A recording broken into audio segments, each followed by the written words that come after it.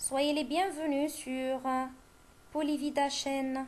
Aujourd'hui, on va voir la dernière partie de l'argumentation. Les plans d'une argumentation. Le plan dialectique.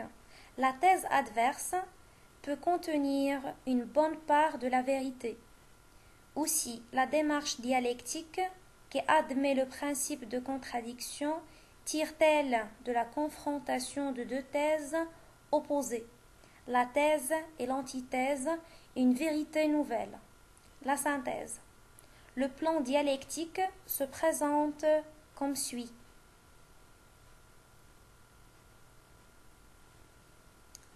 A. La thèse. Le pour de la question.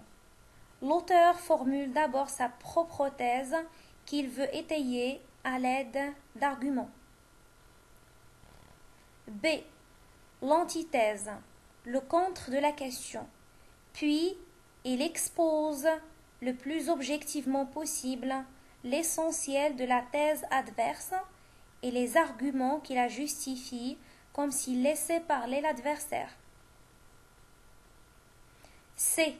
La synthèse, l'évaluation personnelle de la question.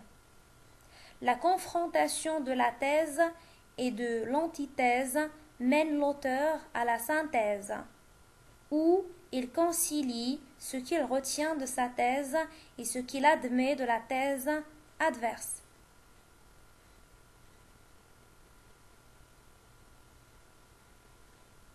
Le plan analytique. Il fait le point sur une question. A. Les faits, les circonstances. B. Les causes, les origines. C. Les conséquences, les solutions. Le plan analytique, appelé aussi le plan problème-cause-solution, consiste à bien faire sentir le problème à partir de faits précis, de chiffres, d'anecdotes significatives.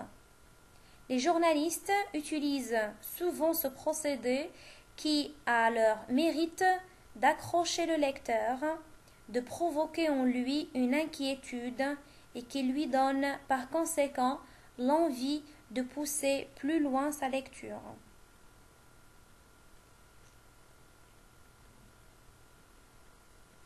Le plan comparatif. Les points communs entre les deux thèses.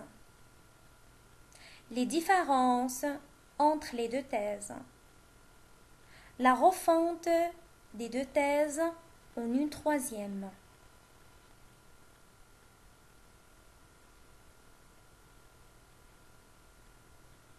Le plan thématique. Il s'apparente à l'exposé.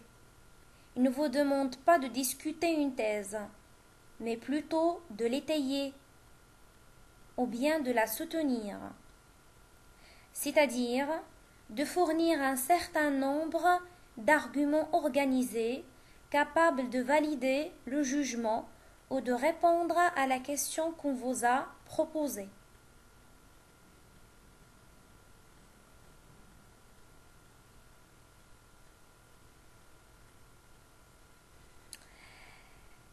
Merci pour votre attention. Polyvida chaîne.